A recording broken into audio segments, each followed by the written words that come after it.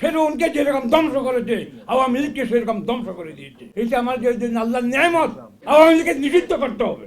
কোনো সংস্কার হবে না, একমাত্র সংস্কার হবে আল কোরআন দিয়ে সংস্কার করতে হবে, কোরআন সুন্নাহ দিয়ে সংস্কার করতে হবে। সেই জন্য ইনশাআল্লাহ আমরা সবাই ঐক্যবদ্ধভাবে আল্লাহর দিন কায়েম করার চেষ্টা করব।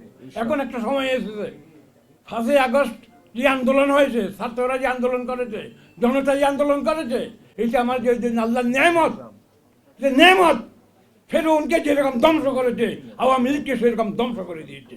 আওয়ামী লীগ করেন এখন কোনো কাজ নাই, আওয়ামী লীগ সব নির্যাতন করেছে, হিটলার থেকে বেশি জুলুম করেছে, জনগণের উপর জুলুম করেছে, আইনাগর বাঁধে মানুষকে জুলুম অত্যাচার করেছে, মানুষের লক্ষ লক্ষ বাংলাদেশের টাকা এই গরিব দেশের টাকা বিদেশে পাচার করেছে। এই চেয়ে বড় অপরাধ কিছু হইতে পারে না। আওয়ামী লীগকে নিষিদ্ধ করতে হবে, আমরা দাবি জানাই এই গুলশন উদ্যোগে আওয়ামী লীগকে নিষিদ্ধ করতে হবে।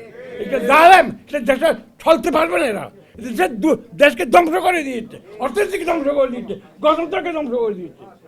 সেই জন্য আমরা চাই আওয়ামী লীগকে নিষিদ্ধ করা হোক এবং আমরা সবাই মিলে, এরা তো নিরপেক্ষ রাষ্ট্র ছিল, এখন আমরা সবাই মিলে ধর্মের পক্ষে আল কোরআনকে বাস্তবায়ন করবো ইনশাল্লাহ, ইসলামকে বাইর করবে।